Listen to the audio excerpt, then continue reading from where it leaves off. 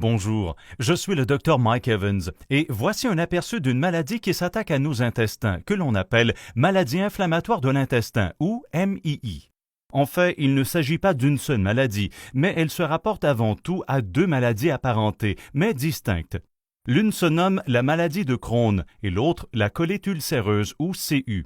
Les principales différences entre elles sont d'abord le lieu de l'inflammation et ensuite l'étendue de l'inflammation.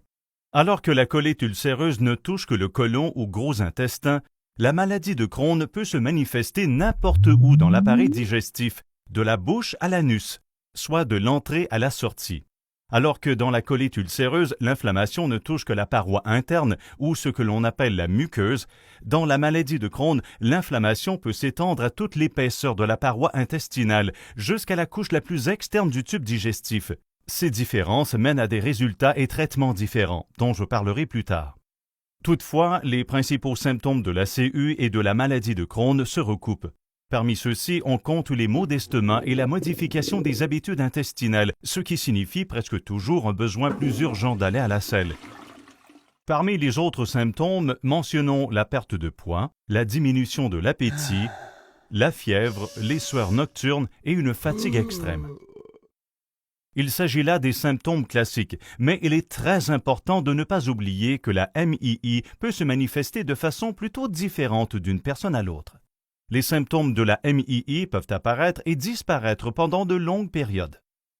Les personnes peuvent traverser des périodes pendant lesquelles elles connaissent des symptômes graves ou poussées actives, et d'autres pendant lesquelles elles présentent peu de symptômes ou aucun, ce que l'on appelle une rémission. À l'occasion, la MII peut toucher d'autres parties de votre organisme, comme vos yeux, votre peau, votre foie ou vos articulations, ou y créer de l'inflammation. D'autres symptômes peuvent être plus spécifiques. Par exemple, puisque la CU ne touche que la paroi interne des intestins, on peut souvent remarquer du mucus et du sang dans les selles. Cependant, la maladie de Crohn peut produire de l'inflammation dans toute l'épaisseur de la paroi intestinale. Il peut donc y avoir du sang, mais aussi des douleurs abdominales, des nausées et des vomissements importants. Les deux maladies peuvent causer un retard de croissance chez les enfants.